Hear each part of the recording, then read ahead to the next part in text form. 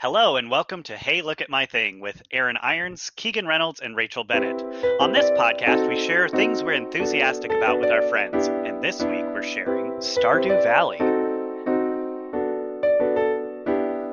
Let me start by asking you two, what do you know about Stardew Valley? I know it's a video game that is on like the computer. Good start. Wow. Excellent. Okay. Gosh, do I even need to share it this week? Like, you guys have got I'm an expert. I think I've got Keegan beat just a little bit on understanding, in that I know that it has like a slightly pixelated, not like pixel, but like pixelated, like graphical Bit, style. like 64 bit bit sort of thing. Yep. Mhm. Where it's not a super graphics intensive game. I know that it took my not super great laptop 5 minutes to download it. So I'm assuming that it's non-graphically intensive in a lot of ways. Yep. I know that the music is incredible in this game. Like the scoring is kind of a big thing. I've heard a lot of the music from it, and I know that it is in many ways a farming simulator, and that many people will be very angry at me for calling it a farming simulator, because I'm given to understand that there is much more happening than that in a value way. Yeah. So But I don't know what. I'm going to jump off of what you're saying and describe it, because the first thing I have written down here is that Stardew Valley is, quote, a farming simulator. Okay, great. Okay. So the expert is also saying the horrible thing that I said. Awesome. That makes me feel better. I will agree that there's much more to it. It has more depth, and there's a lot more than just like, let's go out and raise crops and have animals. That is a significant component of it. And if you skip out on doing that completely, there are maybe other games that do certain aspects better than that, but I'll let that go. The one thing I wanted to touch on before we even get into this is the most interesting thing I can share with you about this game, like from behind the scenes, is this game was made by one person, Eric Baroni. Wow. Yep, Wow. his name's Eric Baroni. He has the moniker Concerned Ape, and Okay. the good thing. So what I found, and I know a few games that have been made essentially by one person, is that they tend to have a singular vision, and there's nothing that's really lost in translation, like he meant to do this, but this is actually how it came out, sort of thing. Right. And those things truly come through with this game, and that everything that is done feels intentional and feels like the way he wanted it to be. Now, whether you receive it that way and you enjoy it is a different thing. Everybody has different tastes, but you can really tell that all of this really fits together like a big puzzle that somebody is the master designer of. Okay, that sounds fun. The downsides, of course, to having a single vision is that you kind of get minimal feedback. And so a lot of this game has been iterative over the years. So he's come out with like DLC, and I shouldn't even say DLC because it's essentially like, hey, I changed the game in this way, so here's how the game is now. So there, you buy the game as is, you get everything that it is and all of his updates. And so that's been really good. And he's come up with some new and interesting things. I personally played it pretty early on. So there's like jumping back into it, I'm like, what is going on now? These are new things that I'm not used to. So there's going to be that for sure. So I wanted to cover that because I thought that was a really interesting tidbit. But before we jump into it, I want to get you guys understanding what the focus of the game is, and just this preface before we jump in, because I'm pretty much taking off the training wheels for this game and saying, okay, we're going to skip all the frills, bells, and whistles, and you're going to go, because we only got a limited amount of time to engage this. Right. And we should mention that this is a cooperative game, so we're going to be playing this all together. Yes. So I have a farm set up. Yeah. I have a farm set up for the three of us. And the settings I put it to it are the farm is divided into equal sections, and our money will be separate. So I wanted you to have the experience of, if I was playing this single player and I'm not having Aaron just do things for me, this is how I'm going to experience and engage with it. But we will be running around together doing things. So you'll see me like flirting with all the boys in town and you have to deal with that. And I also skip the introduction so that we can just jump in. So if you guys have any questions for me, like by all means ask right as we're doing it, because like I said, I took off the training wheels. So to give you an idea of what we're going to be doing, the game has essentially 5 main focuses. They are things that you can level up, but there's a little bit more to it than that. So of course, it's a farming simulator, so you'll be growing crops and you'll be raising animals for produce. Depending on how far along we get, you may see some of that, but some of the higher end stuff takes a lot of investment to get to. So we'll just be dipping our toe in. If that doesn't appeal to you as much, you can go into the mine pretty early on and start mining rocks and fighting bad guys. So there is a combat system in the game, and you can mine for materials. Of course, as you're getting materials, you can craft things.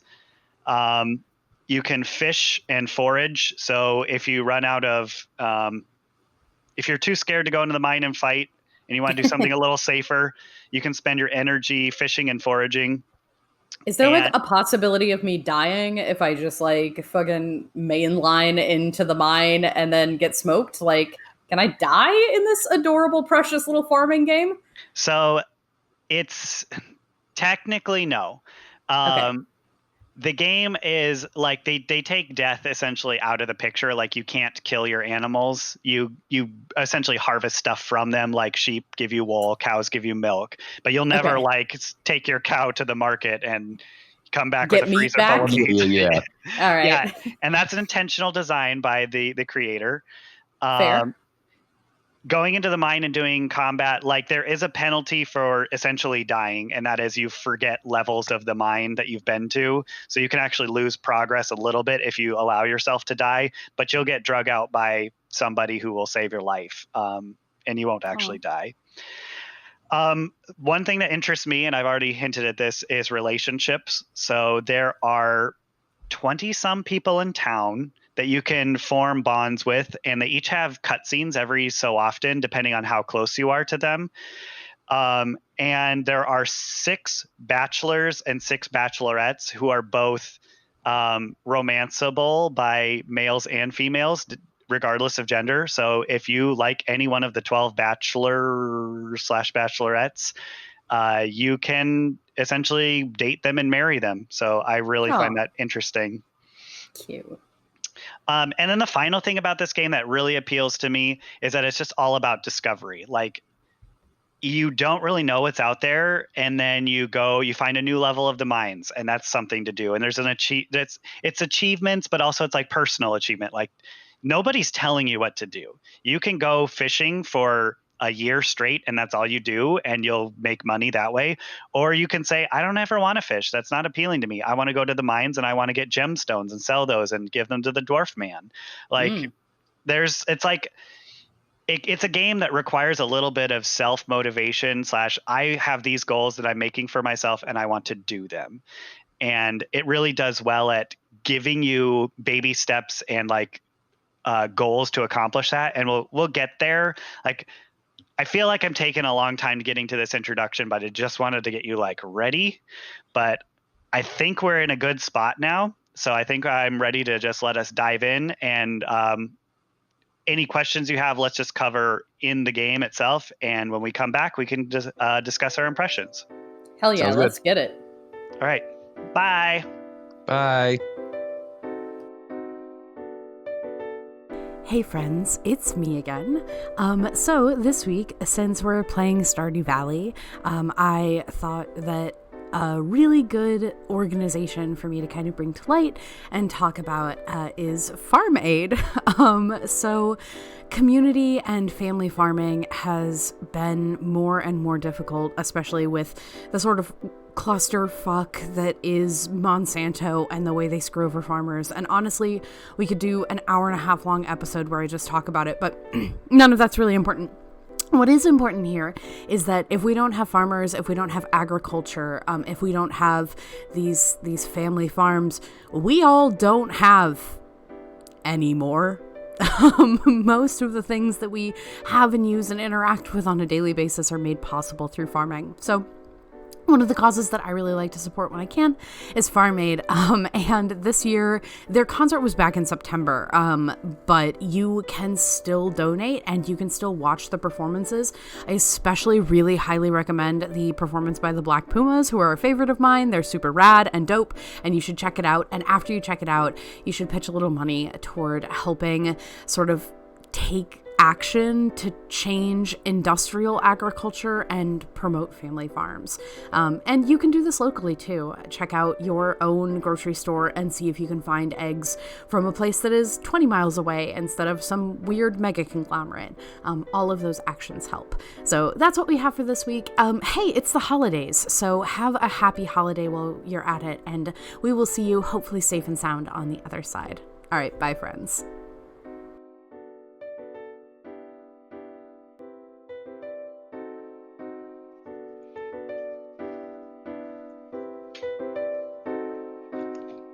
All right. I gotta shake out my butt. I'm aware we're recording. No, it's fine. It's just I'm leaving that in there. Yeah. Okay. We need things for fan service. Yeah. Okay. Keegan, what does it? Are you like shaking? Is it like shaking out your butt like one would shake out a rug? Like where the dirt comes out of it, or like where one would shake out like a blanket that's been folded, where like the wrinkles are supposed to come out, or like no, when you the shake way a out something, wet dog shakes. Like when something like goes dead on you, like a dead leg, you know, and you have to shake it out to get the blood back in because I've been sitting for a while. Mm-hmm. You know what I'm talking about? Yeah, no, it's just a horrible thing to envisage with a butt. Just like clench it over and over again. Nope. To get that. No. Nope. Oh, right. Like butt kegels. That's okay. It's Beagles? it's time for us to move on. You'll never look at a beagle the same way. And we're back.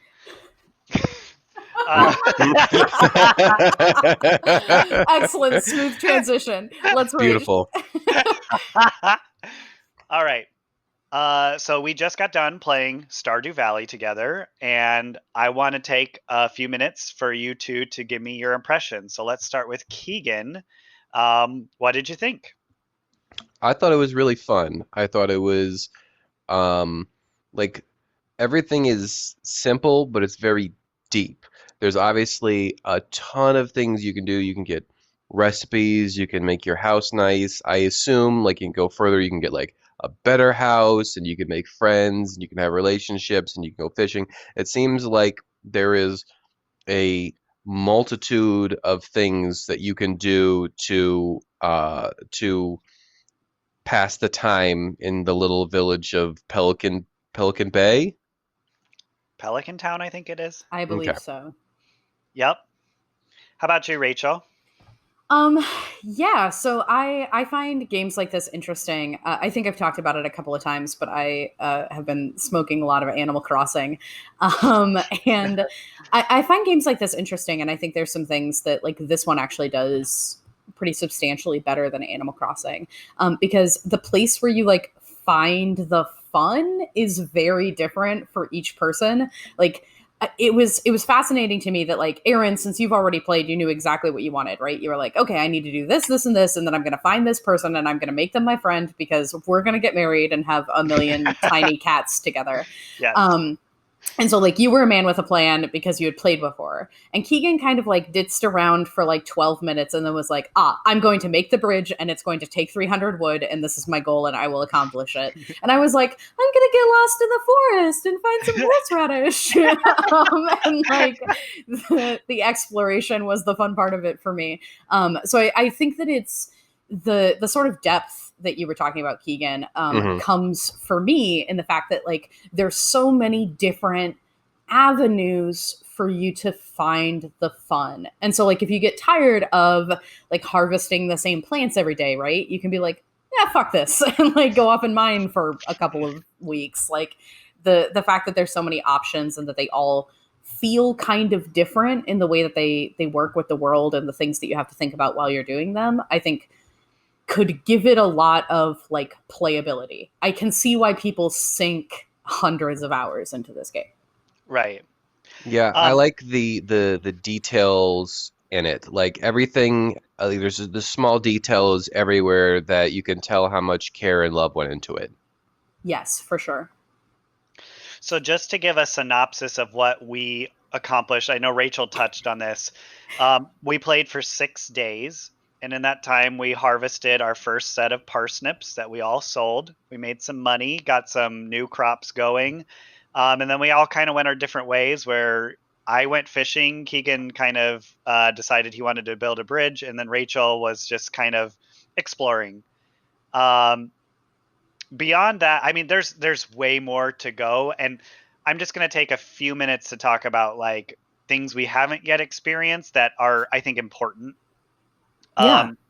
There is a community center that opens up really soon, and essentially it gives you a goal, and the goal is like, hey, give me all of the crops that come from this season, and then do that for all the seasons, and then it unlocks like a major part of the game. Like it's something super important to do eventually, and it gives you like goals like, oh, I've got to make some really high quality parsnips because I need to give those to the community center, and then once I fill this whole thing up, it unlocks new stuff.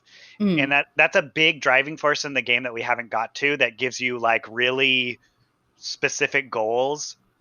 There's a section for fishing, there's a section for mining, for farming, foraging, all of that stuff. And even for relationships, there is a goal in mind for that. It's mostly about collecting on that end. And then, of course, all the stuff you saw is still a part of the game, but that's like more or less the story, I would say. Like once you've finished the community center, you've beaten, quote unquote, the story of the game, and then like it changes the dynamic of the town. Another way you can do it is, this is where the good evil dynamic comes in, if you can call it that. You can just make a bunch of money and spend things to unlock the exact same stuff at Joja Mart, and then Joja Mart becomes a big part of the place. So you essentially have Walmart taking over the town instead of the community. So there's the two ways you can do it, and there is no right or wrong answer. But there's one that's like, oh, I want to collect all the things. Yeah, and then I wouldn't like, go how that to far. pay for it. I mean, there's kind of a right and wrong answer there, isn't there?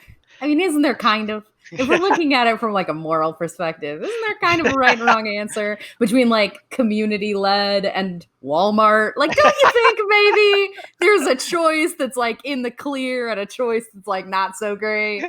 Anyway, sorry. I like that though, Aaron, that there's a at some point like a slightly more a focus, a goal, a task that they're asking me to do, because at the beginning there was too much for me to do. Like there was like, oh, I can do anything. It's like I do need I like to have at least like maybe an option of like 4 or 5 things. These are the 4 or 5 things you can do, and I can work on one of those things. I don't have to have one thing, go do it, one thing, do it. I can like bounce around, but I do need like some sort of direction. Like when I found the bridge that needed out, it was like perfect. All right, I can do that, and then I can find the next thing.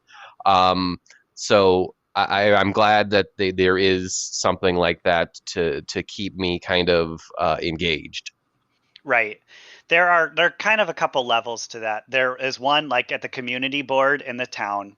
There's little mini quests that you have like 2 days to complete, and it's like, catch me this fish and then bring it to this person. It makes them more happy.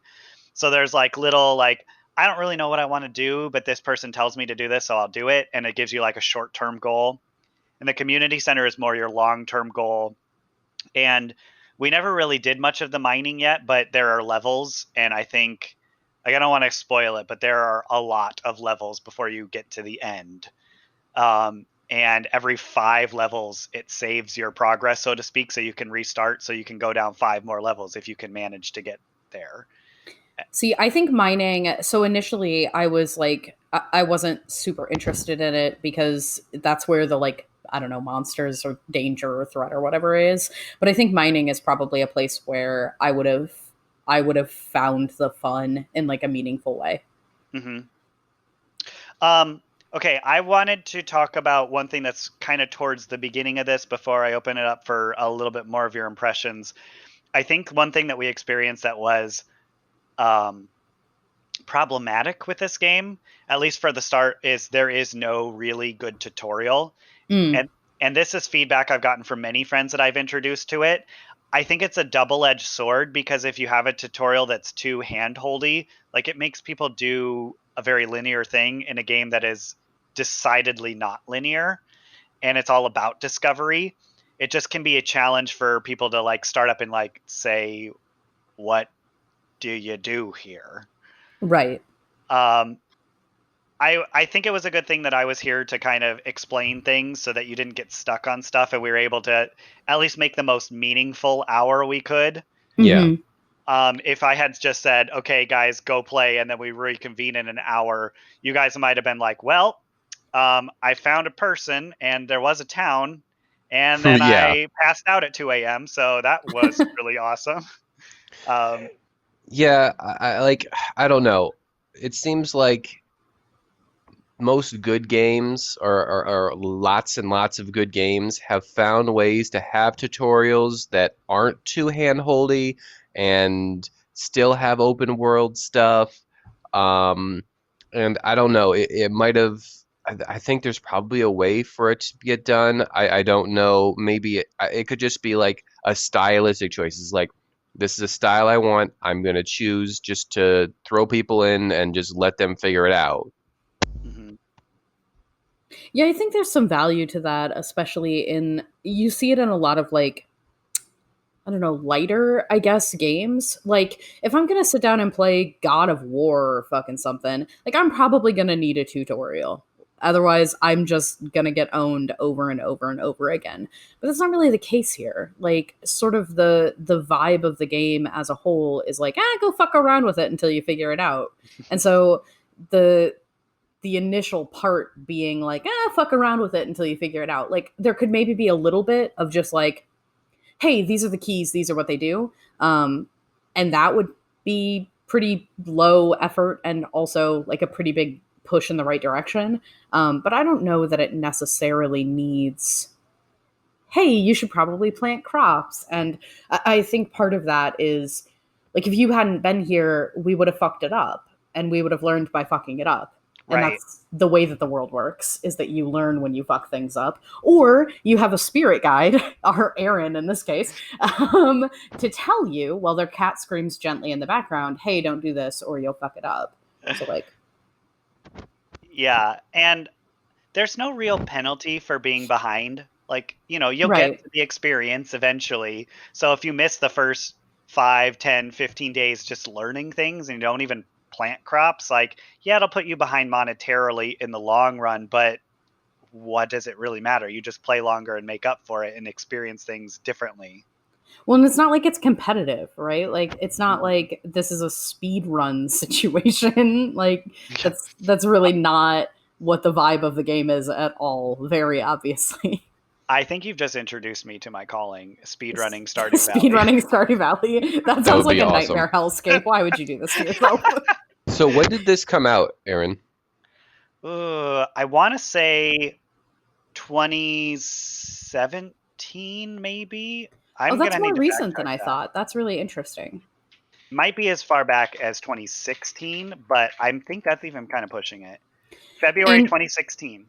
you said that you mostly played this on the Switch, right? That you hadn't really done like PC Yep. controls.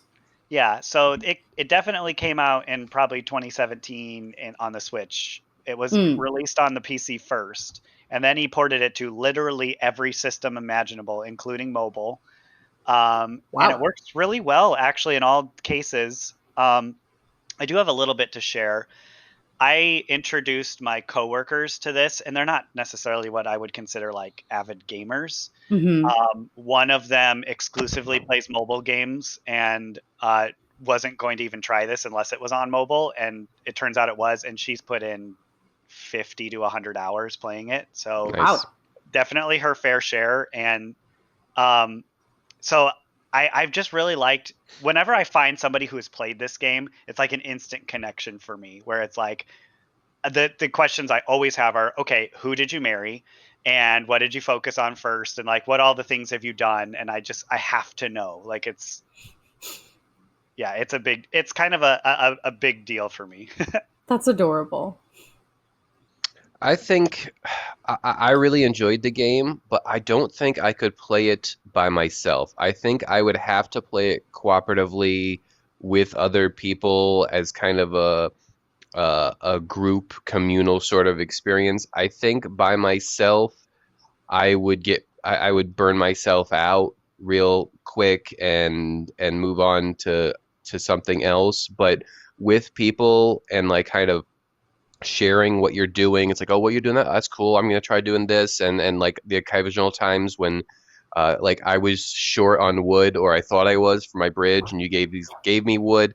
I really enjoyed that part of it.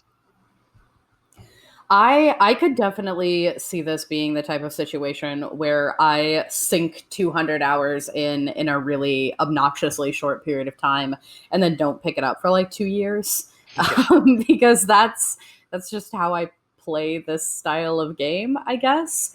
I get what you're saying, Keegan, about burnout, but I don't know. I think that there's like also a freedom to having it be individual where like if you want to fuck up your whole farm and do some whack shit with it, you can do that if it's your own and you don't have to like worry about other people being like, "Hey, could you not put your plants in like a big phallus shape? Like, what's going on?" Not that I would do that. Obviously, that's extremely crass. But like I would, and so I can see like the merit to having the extra freedom and like room for creativity when you're playing on your own as opposed to playing with people. That said, I really enjoyed the like communal play. I thought that that was fun. Yeah, the communal play wasn't introduced until like last year or maybe year and a half ago. Like it's pretty recent. Mm, Um, And so, like, the game, wasn't a multiplayer game to start with. I think it transitioned to it pretty well, and they handled a lot of things in a way that makes sense. For instance, like a lot of times when you go into menus, the game pauses, or if you're fishing, like while you're doing the fishing mini game, the game pauses so you can do more. But with the multiplayer, like you can accomplish more as a group because you've got four people doing stuff, and it allows you to get things quicker.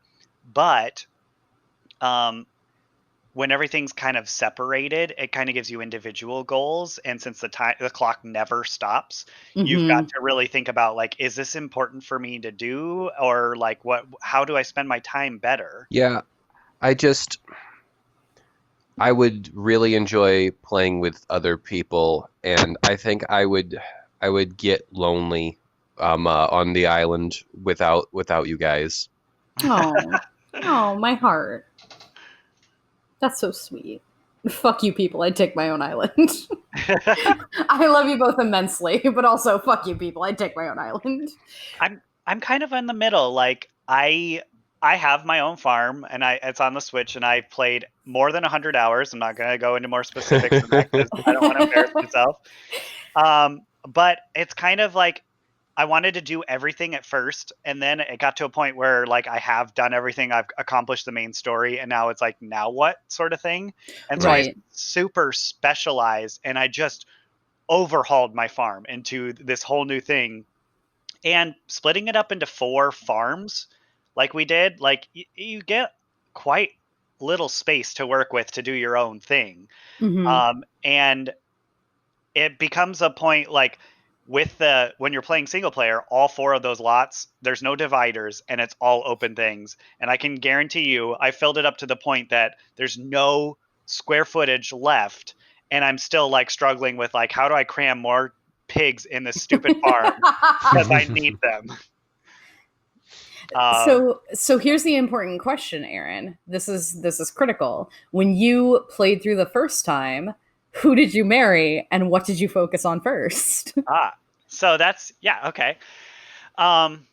So when I first played, like I had played Harvest Moon 64 before this and games like this, so I hit the ground running. I knew exactly what I wanted to do. And so even though this game doesn't have a very good tutorial, I was like, I know I need to get these parsnips going. And by the way, I'm going to go to the crop farm guy and buy potatoes right away because I need to get this income going. So I was one of those like meta gaming power gamer players starting out. And I knew that there were relationships and that you wanted to make friends. So like I put all my crops in the ground. I went straight to the town. I talked to everybody. I tried to find out who was a bachelor. And when I started out, I met Shane, who was the Joja Mart worker. And he is such an ass. But I was like, nope, he's gonna come around. I'm gonna invest in this guy. Oh no! Oh no! I've made that real life mistake. It doesn't end well. They You don't can come change around. him. No, you can't. That's not a thing. So I bought him a bunch of beer, and he fell in love with me. Oh gosh! Yeah, nope. That sounds right. And I don't want to spoil it too much, but there are some really heavy themes in this. And just as an example, like you come across a cutscene where he's like passed out and has like he's like laying on the ground drunk, and you have to get him to the hospital to get his stomach pumped. Oh my god!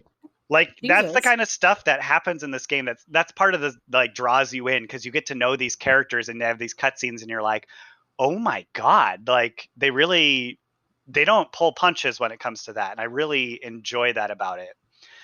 Yeah, that's not what I would expect in a game with this sort of like everything's very like cute and sweet and you like pull things together. So I would not have expected that precisely. Right. So I was like a social butterfly. I'm trying to like get everybody to like me so I can kind of decide. So I was really pursuing him first because it was easy to feed him beer and make him like me. And then I found out that it was not a good thing to do that. And so I stopped doing like giving him beer. I was trying to give him other things that he liked to get him to stop drinking. And it kind of worked. But I came to a point where it was like, I like this person, but like with all the things that were happening in his life, I was like, maybe friends is better for me. Like I don't know if that's like the right choice. Like it's kind of weird.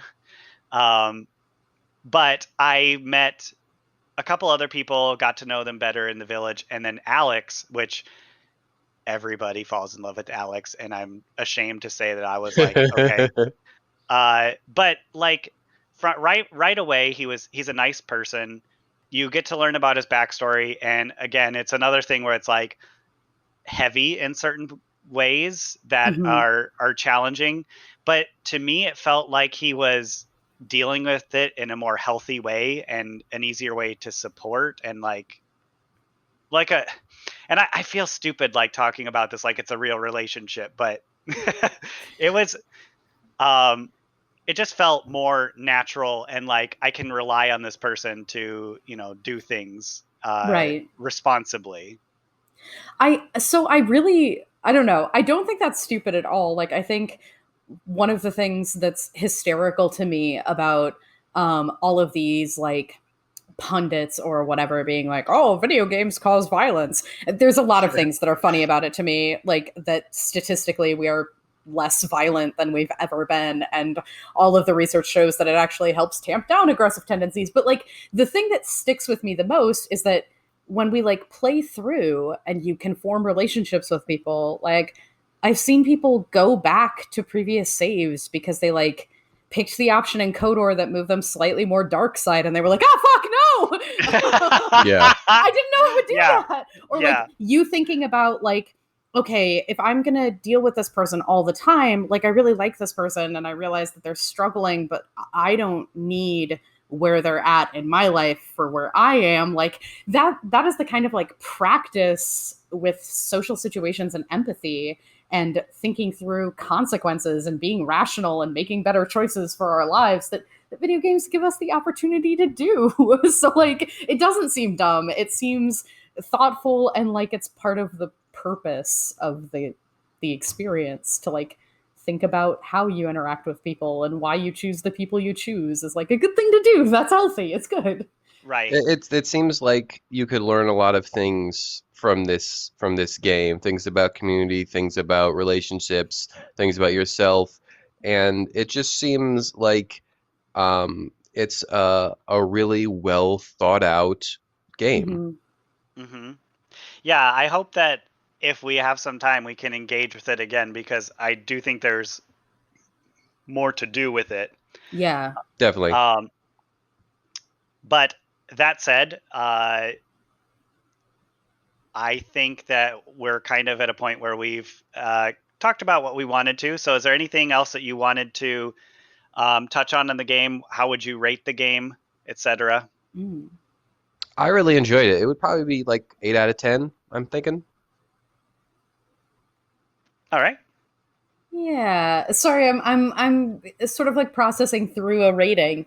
I think that feels about right for me. Again, I think it's the kind of thing where I'd soak a whole bunch of time into it and then be like, fuck, I've run out of things that I'm interested in doing, and then wouldn't pick it up for a couple of years. But it seems like it would take me a long time to get to that point, which is saying something. Yeah. And since we're just dipping our toe in and not committing a ton of time to it, I can definitely understand and like it's one of those things that takes a lot of time to really appreciate. And I'm glad that you guys took the time to at least dip a toe in and see it. Yeah, it was a fun time. I really liked this one. Awesome. Well, I think that's good for today. Thanks for joining me, and we'll see you in the next episode. Absolutely. Bye, friends. And I guess that was the end.